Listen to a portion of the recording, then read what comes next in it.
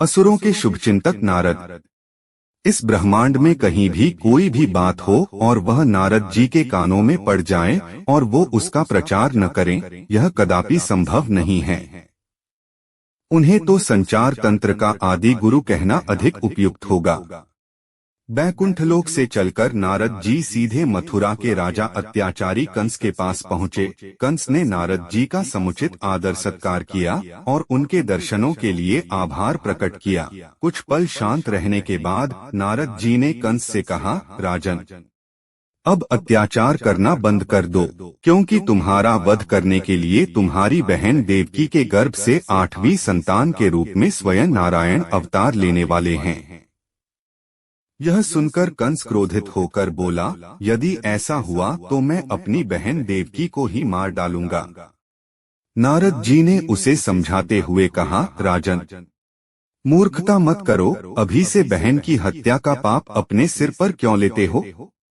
व्यर्थ में लोक निंदा के पात्र बनने से क्या लाभ? जब 8वां बालक होगा तब उसका चुपके से वध कर देना, सभी बालकों को मारने से तुम्हें पाप लगेगा।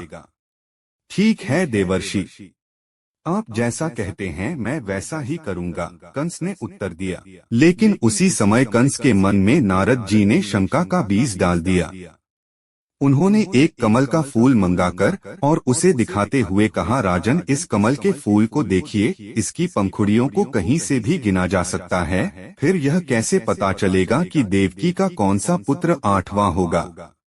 यह सुनकर कंस सोच में पड़ गया।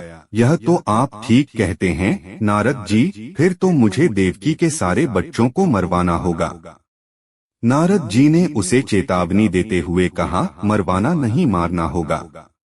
दूसरे पर भरोसा करना ठीक नहीं है राजन, जो काम करो अपने हाथों से करना, क्या पता कहीं चूक हो जाए तो फिर तुम्हें पछताना पड़ेगा। एक बार यदि देवकी की 8वीं संतान का जन्म हो गया तो फिर तुम्हें कोई नहीं बचा सकेगा।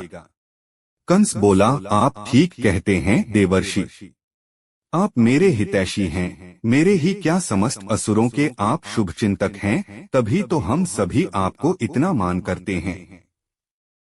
नारायण नारायण, ठीक कहते हो राजन। नारद तो सबका भला चाहता है, लोक कल्याण ही मेरा लक्ष्य है और समय रहते सबको सचेत करना मेरा धर्म है, कहते हुए नारद जी वहां से विदा हो गए। नारद जी के उकसाने पर कंस ने देवकी के 6 बालकों की निर्मम हत्या कर डाली। उसके पापों का घड़ा भरता चला गया।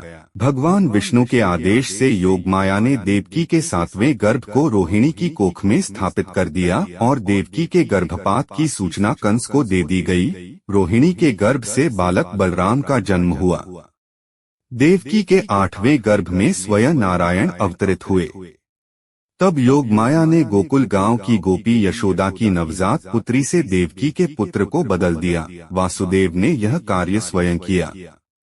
8वीं संतान पुत्री के रूप में देखकर क्रूर कंस ने निर्ममता पूर्वक उस कन्या को पत्थर की शिला पर पटकना चाहा, लेकिन वह बिजली की तरह चमकी और आकाश में दुर्गा के रूप में प्रकट होकर बोली, अरे दुर्बुद्धि कंस, तू अकारण मुझ बालिका का वध करना चाहता था। तुझे मारने वाला देवकी का 8वां पुत्र जन्म ले चुका है, अब स्वयं काल भी तुझे नहीं बचा पाएगा। आकाशवाणी सुनकर कंस के तन बदन में आग लग गई। उसने अपने सहकर्मी प्रलंब और केशी दैत्यों को बुलाकर उसी दिन जन्मे अपने राज्य के सभी बालकों को मार डालने का आदेश दे दिया, परंतु वह यशोदा की गोद में खेल रहे बाल कृष्ण तक नहीं पहुंच पाया।